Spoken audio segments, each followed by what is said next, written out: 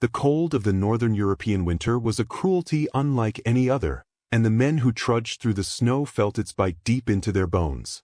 It was a harsh reminder of the world they had once sought to control, a world that was now indifferent to their suffering. The war had torn everything apart, leaving nothing behind but a frozen wasteland where their once strong bodies now moved with a slow, mechanical rhythm, each step more laborious than the last. The once mighty soldiers who had been part of the occupying force, feared, respected, and dreaded, now found themselves alone, without their weapons, without their uniforms, and, perhaps most poignantly, without their purpose. The cold, the silence, and the weight of their actions hung over them like a shadow that they could not escape. In the emptiness of the snow-covered land, they were just men, no longer part of an unstoppable machine, but simply survivors, clinging to life in the most barren of places. They had feared this moment for as long as they could remember, feared it with every fiber of their being. They had been trained to be strong, relentless, and utterly loyal to their cause. And now, stripped of everything they had ever known, they were left with the haunting realization that they were nothing more than the very thing they had once sought to destroy. The enemy, the outsider, the monster. The men were not just lost in the physical landscape, but also in their own minds. They were men who had committed atrocities, men who had inflicted suffering in ways they could never undo. And now, when the tables had turned, when the power they once held had slipped through their fingers, they faced the consequences of their past actions in the most unforgiving of environments. The war had fractured their identities, turning them into machines of war, each man reduced to the role he played in the vast machinery of conflict. But now, in the face of their own mortality, they were left to reckon with the person they had been before the war, the person they had left behind. Some of them still clung to the idea that they were simply following orders, that the horrors they had been a part of were not their fault, but the result of a system that had forced their hands. Others struggled with a deeper, more existential question. Had they truly been monsters all along? Had the very nature of their existence been one of cruelty and violence, of destruction and control? These questions tortured them as they walked, their faces gaunt, their bodies shivering, their souls heavy with the weight of a past they could never escape. The group moved forward, driven by the hope, however faint, that somewhere out there, beyond the endless stretch of snow, there might be a chance for salvation. They had been abandoned by their comrades, left to freeze or starve in the wilderness, as if their lives had suddenly lost all value. There was no one left to rescue them, no one to see them as anything but the enemy. And yet, in the deep silence of the frozen landscape, they clung to a sliver of hope. Perhaps there was still a chance for them to be saved, to be treated not as the monsters they feared they had become, but as men once again. It was a fragile hope, fragile because it was based on nothing but the belief that kindness could still exist, even in the most brutal of circumstances. But they had little else left to hold on to, so they pressed forward, moving through the snow, their eyes fixed on the horizon, uncertain of what lay ahead but determined to survive. The journey was grueling, each step feeling heavier than the last as the cold cut through their tattered clothing, their feet numb from the freezing ground. They were running out of supplies, out of strength, and out of time.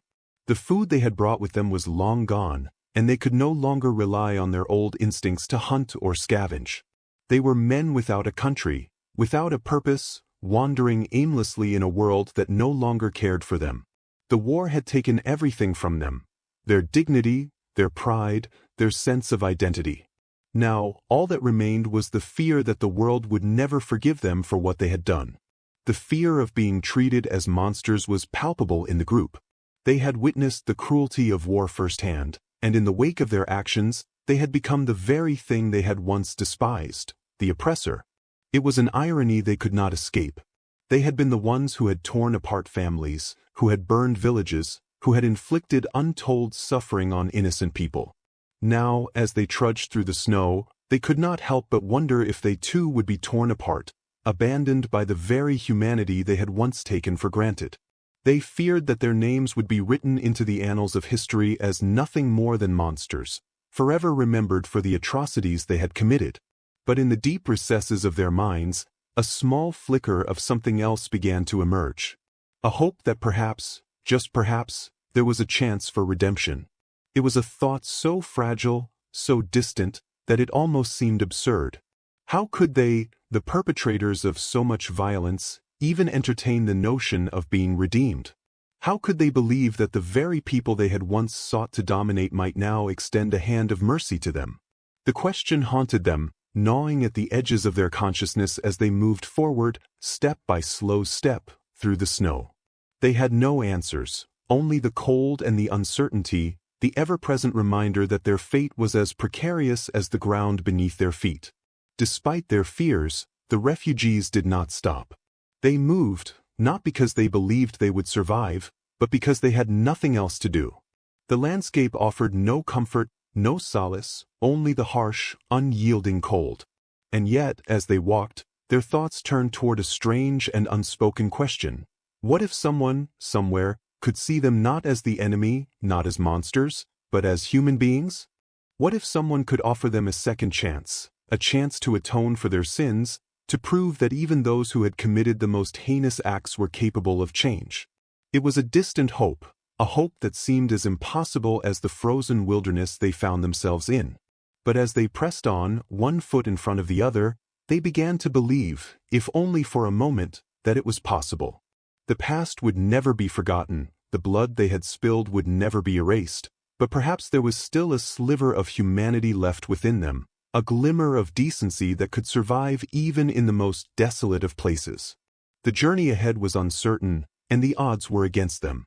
But as they moved forward, driven by the faintest of hopes, they began to understand that the road to redemption would not be found in the distance they covered, but in the choices they made in the moments to come. The frozen landscape before them was not just a place of death and despair, it was a place where, against all odds, they might discover the one thing they had thought lost forever, their humanity. The relentless march through the snow had exhausted them, but they could not stop. The cold gnawed at their skin, their bones aching with every step, but the fear of being stranded in the barren wilderness, alone and forgotten, kept them moving. They had no destination in mind, no clear plan for survival. They were simply seeking a way out of the nightmare they had found themselves in, a nightmare of their own making. And yet, as their spirits began to break under the weight of their exhaustion and hopelessness, something unexpected appeared on the horizon, a distant shape, slowly taking form in the fog of the early morning light. It was a British military outpost, an oasis in the vast, desolate landscape.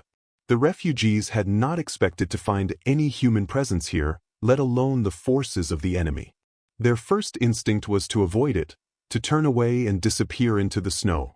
But their bodies were too weak, their resources too depleted, and the cruel reality of their situation had stripped them of their ability to make choices. They needed help, even if it meant seeking it from those they had once called enemies.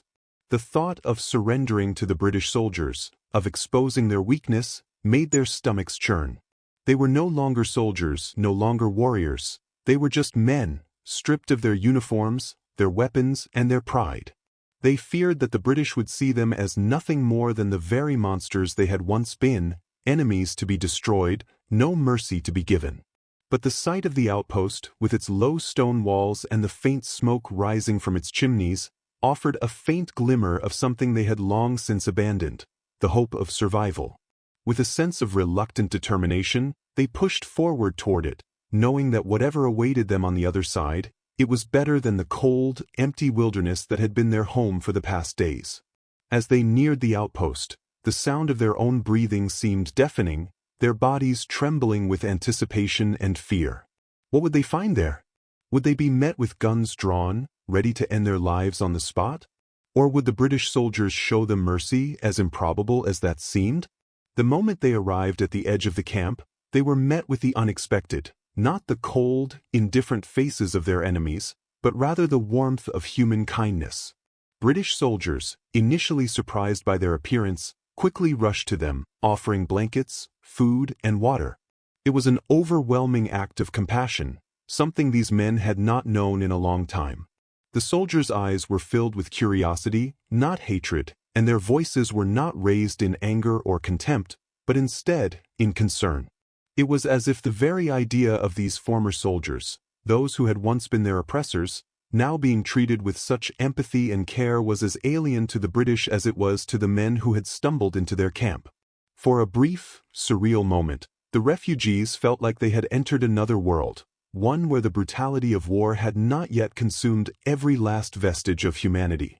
They had expected to be treated as monsters, as the faceless enemy they had been branded to be. But instead, they were seen as human beings, fragile, broken, and desperate, but human nonetheless. The British soldiers did not see their uniforms, their past actions, or the fearsome reputation that preceded them. They saw only men, struggling to survive in a world that had given them nothing but suffering. And in that moment, the refugees felt a flicker of something deep within them, the first sense of belonging, of being seen, that they had experienced in years.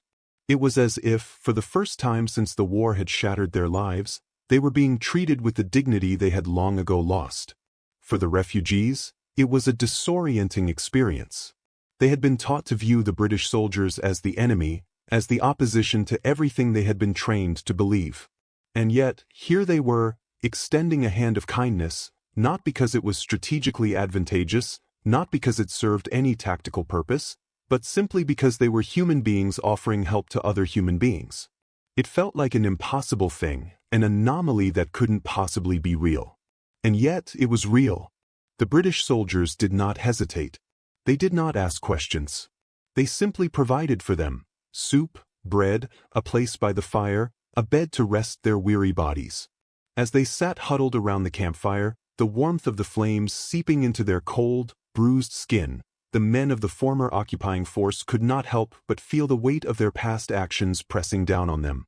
They had committed unspeakable acts during the war, and now, as they sat in the presence of their former enemies, they wondered, could this kindness, this simple humanity, be a trick? Was it a trap, designed to lure them into submission before they were executed for the crimes they had committed? Or was it real?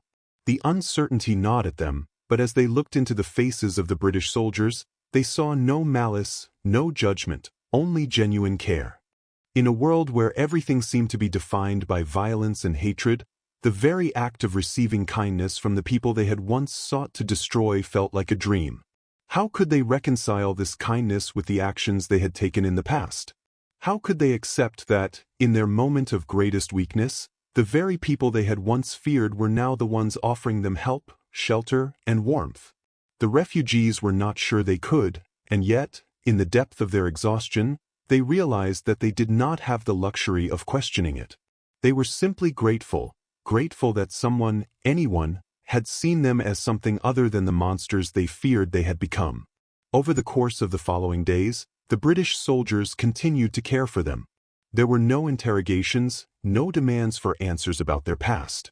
The refugees were allowed to rest and recover. For some of them, this was the first time in years that they had been allowed to simply be human, without the pressure of war, without the burden of their actions weighing them down.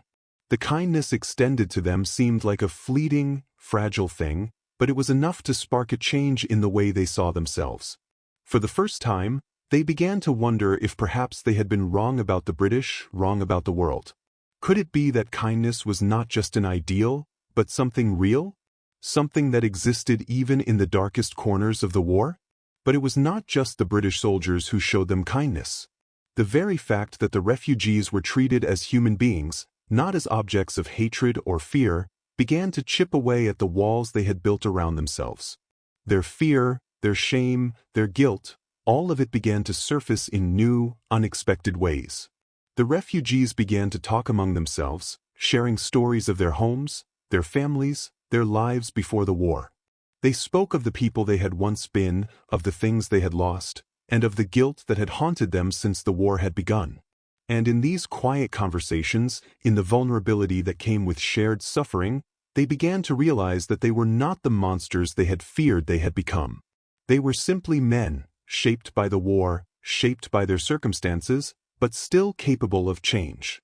And in the midst of this realization, they began to feel something they had long since abandoned: hope. The kindness of the British soldiers was not just an act of charity, it was a turning point for these men. It was the moment when they were forced to confront the monsters they had once been and, in doing so, began to reclaim their humanity. The generosity they received was not just physical warmth, but a spark of something deeper, a recognition that they could still be more than their past actions, that they could still choose to be better. As they sat around the fire, feeling the warmth of the flames on their faces, they began to understand that the kindness they had received was not something they had earned, but something they could aspire to give in return. In the eyes of the British soldiers, they were not just survivors of war. They were men who had been offered the chance to rebuild, to redefine who they were. And that, in itself, was a kind of redemption. The days spent in the British outpost began to blur together, each one marked by the quiet rhythm of recovery and reflection. For the refugees, the warmth of the fire and the comfort of shared meals had created an unfamiliar sense of security, but it came with a cost. The past, ever looming and inescapable, refused to let go of them. In the quiet of the night, when the fire had died down and the soldiers had turned in for the evening, the weight of their past actions would settle heavily on their shoulders. Their dreams were haunted by the faces of the people they had wronged, the cries of the innocents they had once mercilessly persecuted. In their waking moments, the dissonance between the kindness they were now receiving and the monsters they had once been became unbearable. They had been given food, warmth, and shelter, but the true battle raged within them. Each day, they confronted not just the physical recovery their bodies desperately needed, but the moral reckoning that loomed larger with every passing hour. The British soldiers who had once been their enemies were offering them something they had long since believed unattainable: forgiveness, or at the very least, the absence of judgment. The question they had all been asking themselves: how could they, the very embodiment of cruelty, be treated with such basic humanity? Could not be easily answered. Was it out of pity? Strategy? Or was it something more profound? It didn't matter. The kindness felt genuine, unforced. And still, it caused confusion and fear within the group of refugees. The man who had once been a feared officer, one of the leaders of the occupying force, found himself particularly tormented. His military training had instilled in him a deep sense of duty and discipline, but it had also forged a brutal persona, one that saw human life as expendable when the cause was deemed righteous. He had been responsible for countless atrocities, and every quiet moment in the outpost served as a stark reminder of the lives he had ruined. How could he, of all people, now sit beside the very soldiers he had once ordered to be crushed, to be eliminated? How could he reconcile the man he had been with the man he was now supposed to become? The guilt gnawed at him relentlessly, like a persistent itch that could never be scratched, a constant reminder that no amount of kindness from the British could undo the blood on his hands. As he wandered the camp, pretending to help with tasks like repairing equipment or organizing supplies, he found himself avoiding eye contact with the British soldiers. He couldn't bear the thought of them seeing through him, seeing the depths of his shame. There was an almost animalistic instinct within him to withdraw, to hide from the world that was offering him more than he thought he deserved. What did he deserve, after all? He had been the architect of so much destruction. And now, here he was, sitting in a British camp, being treated like a man, not a monster. The contrast was so stark it was disorienting. One evening, as he sat alone, gazing out at the snow-covered landscape, a young British soldier approached him. At first, the officer stiffened, preparing himself for an interrogation or an accusation. But instead, the young soldier simply offered him a bowl of soup, with a quiet, almost shy smile. It was a simple gesture, one that should have been meaningless, yet to the officer, it felt like a turning point. He took the soup, their hands brushing for a moment, and for the first time since his fall from grace, he felt something shift within him. It wasn't forgiveness, not yet, but it was a recognition of his humanity. The kindness, unspoken yet palpable, was a small but significant step towards something he had never allowed himself to hope for: redemption. The officer's internal struggle deepened as he realized that in order to heal, he needed to confront the truth of his actions. The refuge the British had offered them, and the kindness that had been shown to him, had created a space where he could begin to do so. But it was not an easy process. Each interaction with the British soldiers felt like a mirror being held up to his past, a reminder that no matter how much the present offered him, the ghosts of his past were not so easily exorcised.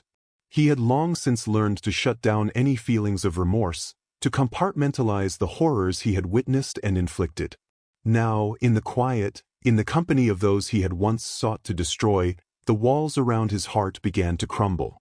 The fear of being exposed, of being seen as the man he once was, became overwhelming. What would the British soldiers think if they truly knew the extent of his crimes? Would they still offer him the same care, the same kindness? Or would they cast him aside, as he had done so many others? His fears were irrational, but they were real. Every night, as he lay awake in the cold barracks, the weight of his sins pressed down on him like 1,000 stones. There was no escaping it. There was no denying what he had done. And yet, in the faces of the British soldiers, there was no condemnation, no disdain. Only the same kindness they had shown since the moment they had taken them in. It was maddening. It was impossible. How could they be so human? The officer wasn't the only one struggling with these questions. The men around him, too, were coming to terms with their own personal demons. One man, who had once been a soldier on the front lines, was plagued by memories of the innocent civilians he had killed. The families, the children, the women, their faces forever imprinted on his mind. He had been trained to see them as the enemy, as targets, as obstacles to victory. But now, as he sat in the warmth of the British camp, eating the food they offered, he could not stop seeing their faces, could not escape the feeling that they were judging him, even in death. It was as though the kindness being shown to him by the British soldiers was amplifying his guilt, pushing him to face the enormity of what he had done. Another man, younger and less experienced than the officer, was overcome by feelings of deep shame. He had been one of the first to charge into battle, one of the first to take the lives of others. But it wasn't just the violence that haunted him, it was the realization that he had been complicit in a system that glorified brutality, that dehumanized the enemy, to the point where murder had become justified.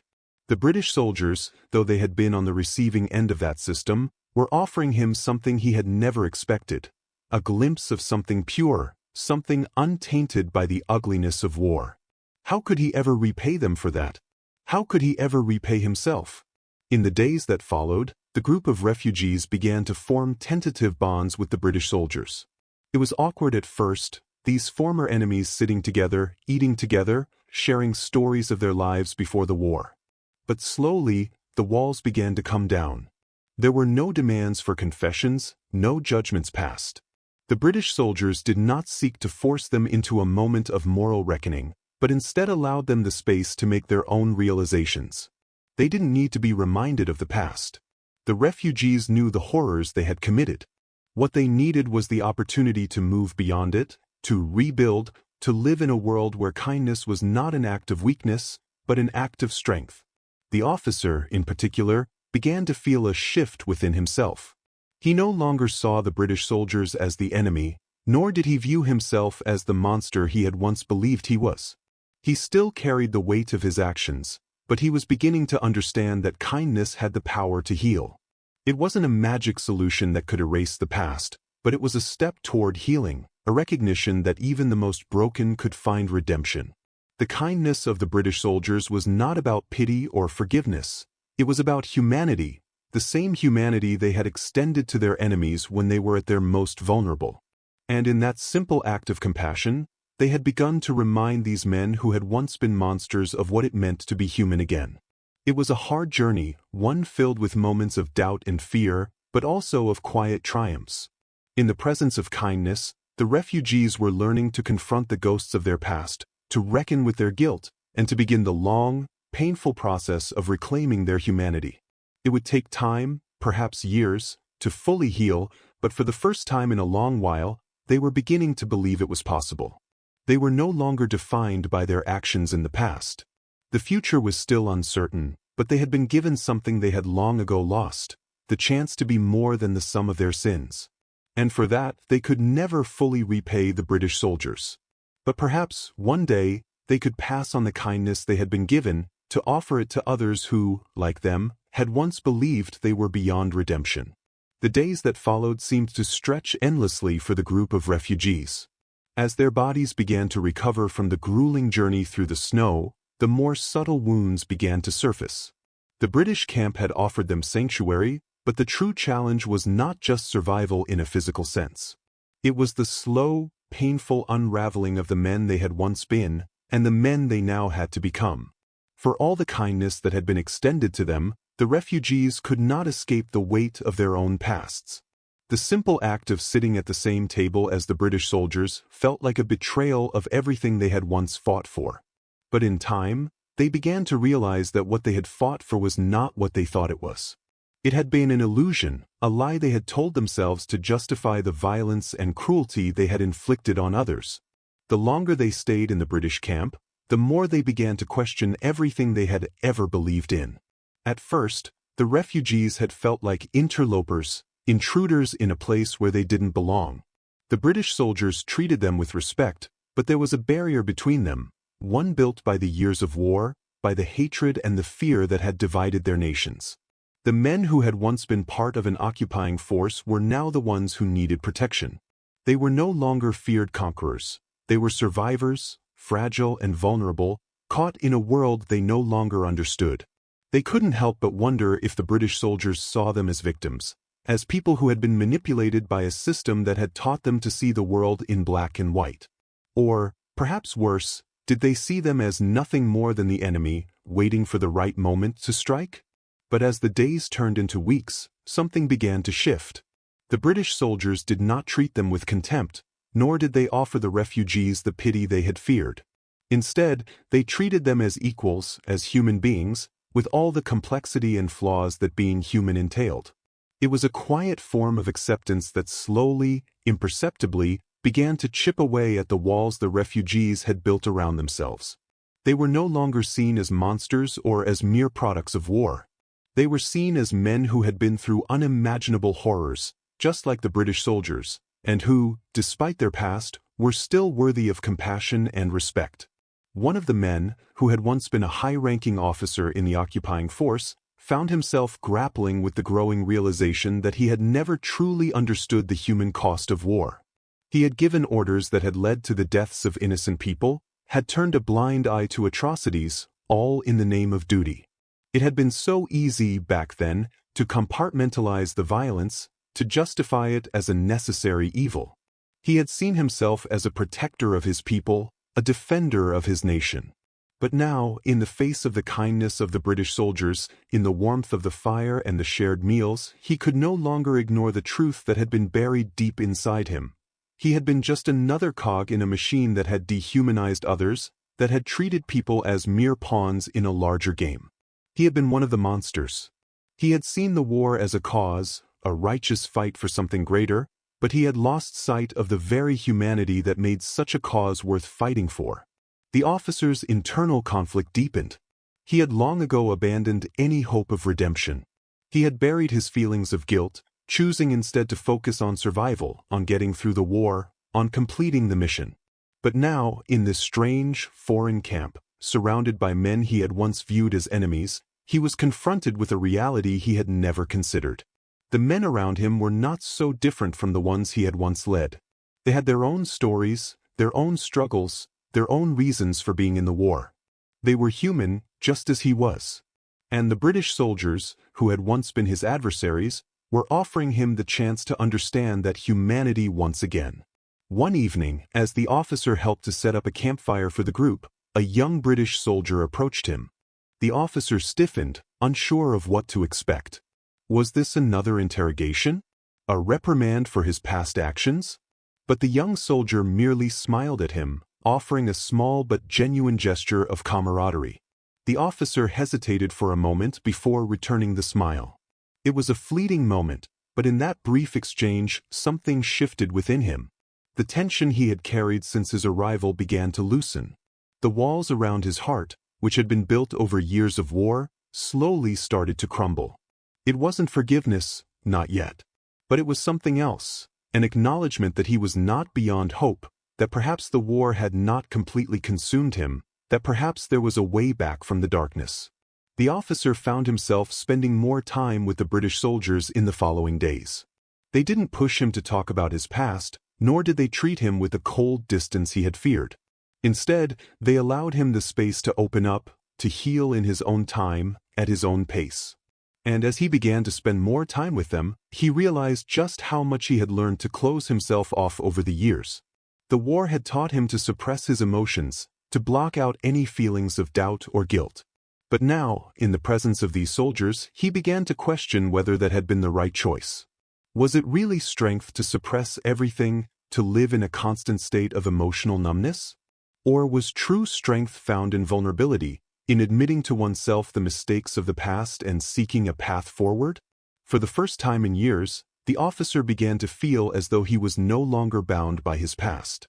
He still carried the weight of his actions, but the presence of the British soldiers, their kindness and understanding, helped him to see that the past was not something he could change. What mattered now was what he chose to do moving forward. Could he find redemption, not in erasing his past, but in learning to live with it, in seeking to make amends, even if only in small ways? It was a question that lingered in his mind, a question that did not have an easy answer, but one he was willing to explore. Other members of the group began to experience similar shifts in perspective. They too had been taught to see the British soldiers as enemies, as people to be defeated at all costs.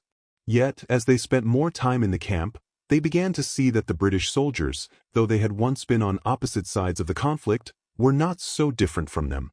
They had their own reasons for being in the war, their own struggles, their own traumas.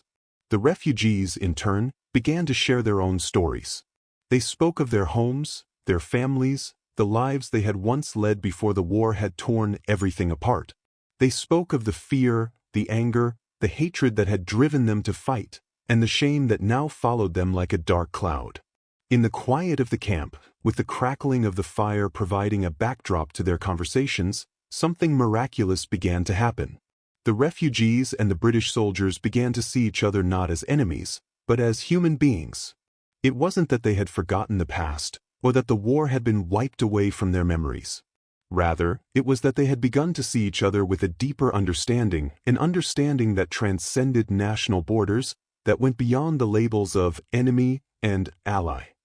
They were all, at the core, simply people, bound by the same struggles, the same fears, the same need for connection. The officer's relationship with the young British soldier grew as well. They began to talk more, not just about the war, but about life itself. They spoke of their hopes for the future, of the things they had lost, and the things they still dreamed of. The officer found himself confiding in the young soldier, telling him about the things he had seen, the things he had done. He did not expect forgiveness. He did not even think he deserved it, but he felt a small sense of relief in sharing the weight of his past. The soldier listened without judgment, offering no answers, but simply being there. It was a gesture of solidarity, of shared humanity, that spoke volumes more than any words could. The days in the British camp passed, and the men who had once been ruthless soldiers, hardened by war, began to find a new rhythm.